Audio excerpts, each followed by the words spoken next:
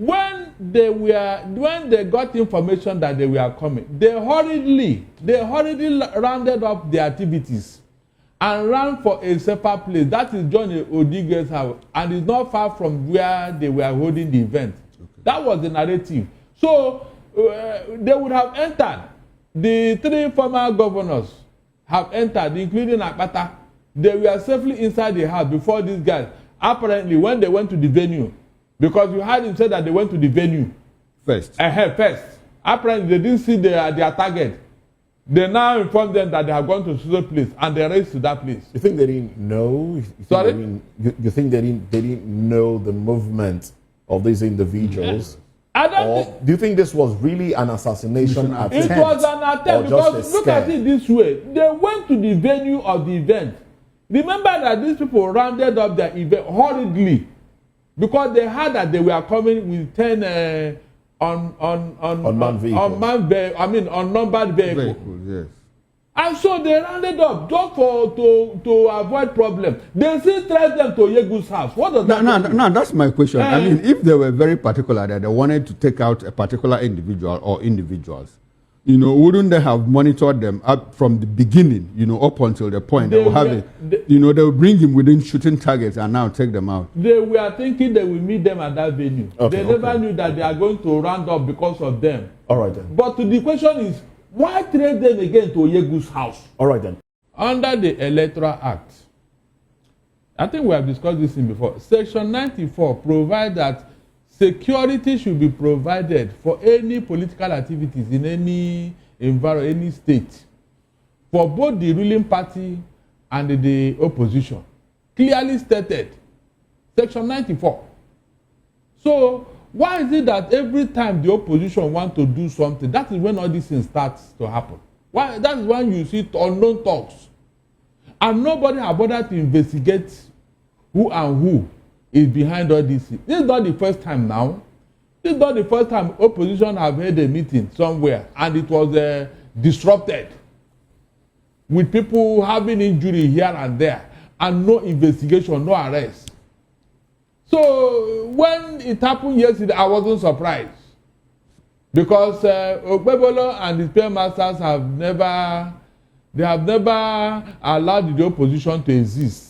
They have made it clear that they are intolerant of opposition against the provisions of the law. Because tomorrow somebody will say, it used to happen 200 years ago. Those supporting this government, I really sympathize with them because they have nothing to defend. Nothing. If just a meeting, just a gathering can be like this. Moses, imagine what will happen if the campaign start proper.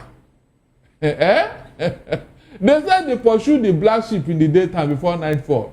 I've always said it here. Where this APC is taking Nigeria, I just pray, like when I was doing the news analysis, that these people doesn't cause problem in Nigeria. The way these people are going about power, it is becoming unbecoming. What I'm saying in essence is that you cannot form state police in the midst of this insecurity and expect them to perform. Let the federal government, with all the paraphernalia of office, with all the power they have, clear this insecurity that have invaded Nigeria. They came from outside. The chief of army staff have told us that these people are from outside. And so it behoves on the federal government to clear these things first. They have the power. They have all it takes to clear these people. Let them the political will is what is needed here. You cannot solve this problem with state police. It can never happen. After all, when they formed that for Amoteku, they told us that with it nothing. But today, with Amoteku in Ondo and other, they are still hitting them there. All right. They are still hitting them in Ondo with Amoteku. Even in Ibadan, some people are crying that Tinubu has led them to die in the southwest. They are greeting to him. So what exactly are we talking about here? Do the needful. The military are the ones to do the job. Or are you going to form a state army? Hold on. Are you going to form state army with the terrorists? The federal government is what I'm calling upon to do the job. After all, they know what to do, but they refuse to do it. They are calling police. Which police? What times are you going to give this police? Clear them away, then you can form state police. These terrorists that have been tribalized and politicized, is that what the state police are going to do for you? No, tell me. Let us call a spade here. You can't form state police in the midst of this insecurity and expect them to perform. It can never happen. It can't. That's what I'm saying. Let them do the needful. I think when the president says I will, he's talking about his government. The head of this government as we speak today is President Bola Ahmed Tinubu. No, you made mention of local government autonomy. I know, I heard of that. But the state police is talking about, his government will definitely find solution to that and he will give it to Nigeria. Nigerians have been yearning for state police and it's overdue. If you are talking about whether the state can pay, it is not even this time that somebody will say state cannot pay.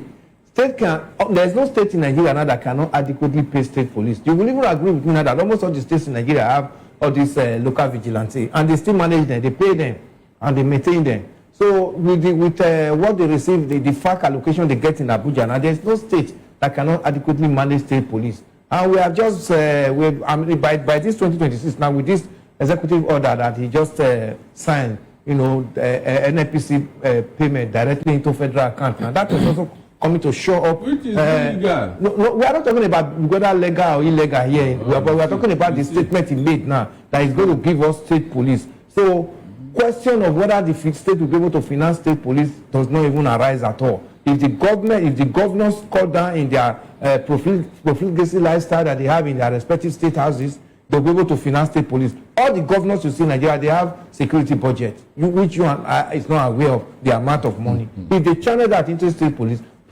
will work. And to talk of whether state police will be able to help to assist to fight insecurity, state police will be able to assist. Because we are talking about police being state citizens being recruited into these state police who know the terrain of their states better off. I remember some years in 1987 when we had the issue of Anini in my state then, Bende State. In 1987 when we have issue of Anini, IBB categorically said, let Pari Osayende go back to his state to go and Omebe, first friend Omebe could not achieve it.